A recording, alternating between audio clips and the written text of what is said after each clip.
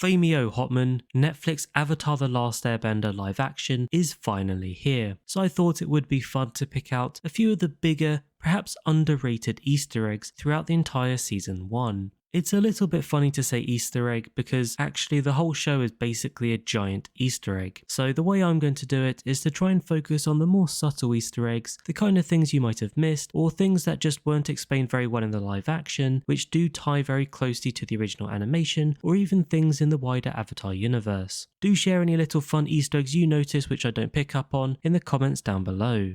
Also, I will be doing a series comparing the live action Avatar to the animation in a lot more detail, so please hit the like and subscribe buttons so you don't miss out on that video, and also you hitting subscribe will help me grow the channel, so I'm really grateful and a big thank you.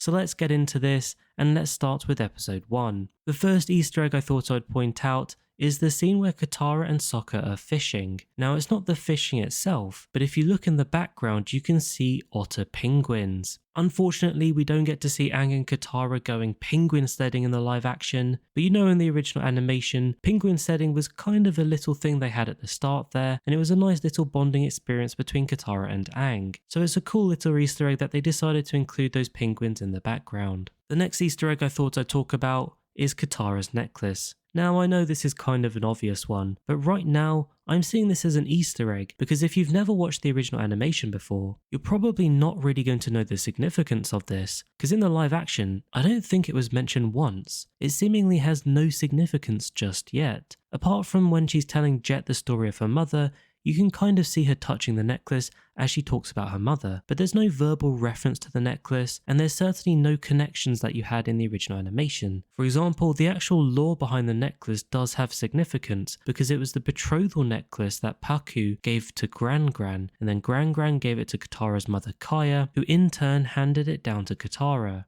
And none of that really happens in the live action, so right now I'm going to say it's a subtle Easter egg, but if you know the Avatar universe then this one's definitely going to be an obvious one for you.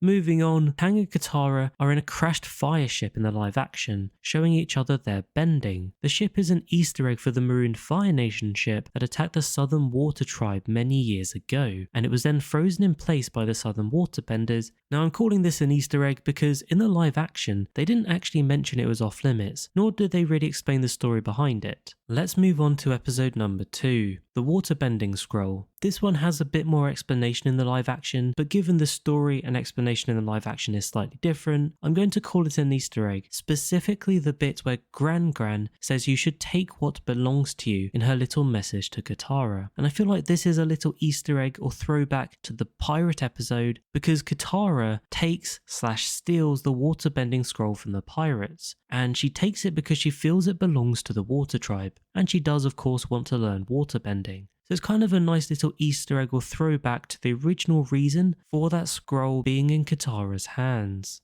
The next Easter egg we see is actually Sokka and Momo when they're flying away. Sokka says he bets Momo tastes like chicken. That one's a throwback to the animation where Sokka was super hungry when they went to the Southern Air Temple, and when he saw Momo he started chasing Momo, wanting to eat him as food. So a really nice little Easter egg there. When they get to Kyoshi Island and they start reading the story on Kyoshi's background, it's another bit of an Easter egg, or at least a nod to the Kyoshi novels, because the orphan girl story part they talk about is pulled pretty much more or less word for word from the Kyoshi novel books. Continuing through the episode, we see a moment where a Kyoshi villager asks Aang if he's an airbender, and there's kind of an iconic moment in the original animation where Aang does this thing with the marbles. In the live action, he does something a little bit similar, but instead of marbles, he's kind of floating a spoon around and then gives it to the girl. So it definitely feels like this is a little Easter egg or a nod to the animation for the way that Aang shows off his airbending.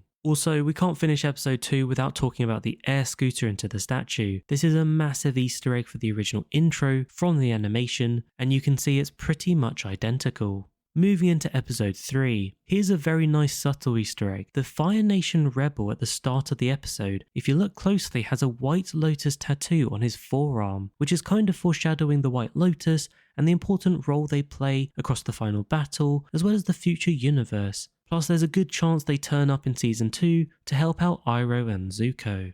Of course, as they get to Amashu, I don't need to mention the cabbage merchant. Of course he's an Easter egg, but he's such a significant part and even people that don't know Avatar The Last Airbender probably know the Cabbage Merchant.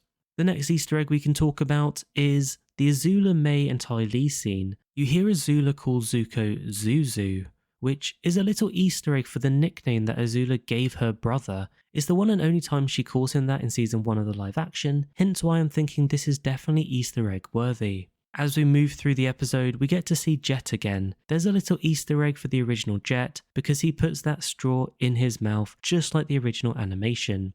Now later in that episode, we also see Zuko and Iroh in the market in Namashu, and we see Iroh buy a White Lotus Pai Sho tile. This is a little Easter egg again for Iroh being part of the White Lotus. It's also something that might tie in with the story in season 2 if it plays out the same, because you might very well see the significance of the White Lotus Pai Sho tile once again when Zuko and Iroh are in the Earth Kingdom. Let's move on to episode 4. There's a cool Easter egg when Teo says secret tunnels under the mountain. Now that dialogue can't be a coincidence. Of course, the reason I'm saying it's an Easter egg is because it links to the famous and greatest song of all time, Secret Tunnels. And to go one better than that, we actually get to hear the song itself later in the episode, although in a slightly different setting with a slightly different connotation, which personally I didn't love, but hey, at least we got to hear the song. Jumping across to Boomy now, there's a cool little Easter egg for a phrase that Boomy says. He says, "Let us leave" when he's leaving. Now this is kind of a partial Easter egg because it's in the same situation and it's said by the same person. However, it is different from the animation. In the animation, Katara says, "Let us leave" to Boomy, and Boomy's holding a lettuce leaf, and then he makes that same joke. So it's kind of like a half Easter egg because Katara's not there this time, but they've still included this phrase from Boomy. Now let's finish episode 4 with a very sad Easter egg. In a flashback of Iroh attending his son's funeral, Zuko comforts him, but in the background you can hear a very significant song, Leaves from the Vine, also known as Little Soldier Boy. It's playing very quietly and subtly, but honestly, it's one of the saddest, but at the same time iconic song from the animation. It ties Iroh to his son, but also, and this might just be me personally, it also ties me with that "In Memory of Marco" that pops up at the end of that animated episode. So even though this is about the sadness of Iroh and his son, which is sad in itself, it's also that second thought of Marco, who was the original voice actor for Iroh in the animation. And if you didn't know, obviously from what I'm saying, Marco did sadly pass away. So there are lots of little connotations with this song, and it makes it such an iconic Easter egg for them to include. And that kind of rounds out the Easter eggs in episode 4. Let's talk about episode 5 next. The start shows Sokka finding a little girl holding a doll. He suggests a name for the doll. Now you'll never guess what name he suggests. He suggests Pippin Padalopsicopoulos the Third. Now if you haven't seen the original animation, you'll probably think that's the most random name to suggest ever. But in fact it is an Easter egg for the disguise that Aang wore and the name he gave to the Earth Kingdom soldier when sneaking into a Marshu. Moving on, there are actually a couple of Easter eggs bunched together here. We see Zuko and Iroh enter a tavern and they go to speak to a man for information on the waterbenders and the Avatar. And that man directs them to a group of people, and that group of people mention a few little Easter eggs. They talk about pirates giving them information, and obviously pirates is a big Easter egg from the animation because there was a whole episode centered around the pirates. It kind of ties into what I was saying earlier about Katara and the waterbending scroll. We also know Zuko and Iroh had some interactions with the pirates as well. Pirates aren't actually in the live action, but this was a nice little Easter egg for them. They also said a few more things in this scene. They talked about the canyon and canyon crawlers, which is a really cool Easter egg referencing the Great Divide episode. Again, this one was fully cut from the live action. On top of that, they also referenced the volcano, which, if you didn't know, was from the Fortune Teller episode in the animation. Again, it was fully cut from the live action, so we saw no Fortune Teller and no volcano episode, but it's really cool they included these little Easter eggs. If we move on through the season, we see Azula in her training fight, and if you look at the fire in her hand, it goes from that kind of traditional orangey red fire to the blue fire that Azula is so well known for. And I know a lot of people were saying they wish she had blue fire in this. I kind of feel like it's part of her character progression, and I'm pretty confident in season 2 she will have her iconic blue fire. Moving on, we get a cool little water tribe Easter egg, and actually another Easter egg for an episode they've kind of partially cut out. You see, in the live action, the part when Sokka goes into his flashback, you see someone walk in, and Sokka calls that person Barto, and that is in fact Barto of the Water Tribe. which is exactly what that name was of the episode in the original animation. Obviously the scenario is slightly different. In this case, in the live action, Barto's appearing in a flashback. In the animation, Barto appeared as an injured Water Tribe soldier and actually played quite a big role in that episode. I've got one more Easter egg from episode 5 that I thought I'd cover, and that's the Fog of Lost Souls. It was mentioned by Gyatso in the spirit world, but it's actually an Easter egg for where Zhao was imprisoned in the animation after the battle in the Northern Water Tribe, and we saw him there later on in the Legend of Korra.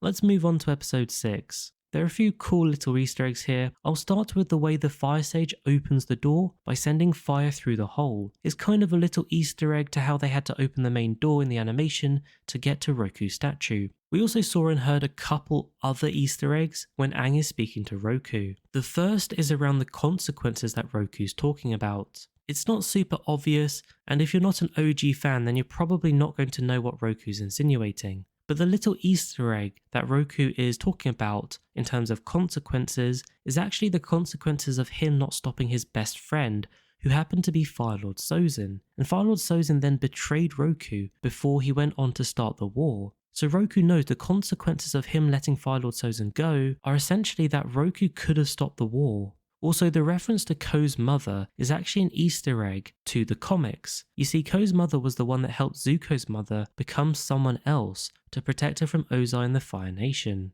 And it's something that Zuko and Team Avatar later discover after the animated series ends. I'm going to jump to episode 7 now, which is where there's one of my favourite Easter eggs, and I think this is one you might actually consider an Easter egg. In the Northern Water Tribe, when Katara tells Sokka to go and speak to Yue, he says, "What am I supposed to say? Hey there, Sokka, Southern Water Tribe," which is hilarious because that's exactly what the animated Sokka said to Yue when they first spoke in the original animation. And I recognised it the very second I heard it, and I laughed my head off. So again, if you're familiar with the original animation, that one should have definitely jumped out to you as something that was a little Easter egg. Let's move into episode 8. There's a little Easter egg when Zhao mentions the lion turtles when trying to learn more about waterbending. If you didn't know, lion turtles protected humans many years ago, and they even gave them their bending powers. In fact, without the lion turtles, you might never have had the first ever Avatar. And that brings us to our final Easter egg I thought I'd point out, and that is the blue spirit's glow around Zhao after Iroh kills him. Now the reason I'm calling this out as a little Easter egg is because I believe that blue glow around Zhao could be Zhao being taken to the spirit world, and that's where he'll get held prisoner, which is something we might see in later seasons of Avatar The Last Airbender, or potentially if they ever do a live action Legend of Korra, maybe that's something we'll see in the Legend of Korra. For now though, those were a bunch of Easter eggs I was able to pick out from season 1. Like I said, if you're able to spot any other cool Easter eggs, share them in the comments for people to go and find them themselves. Remember, don't forget to like and subscribe. Thank you for watching, and I'll catch you later.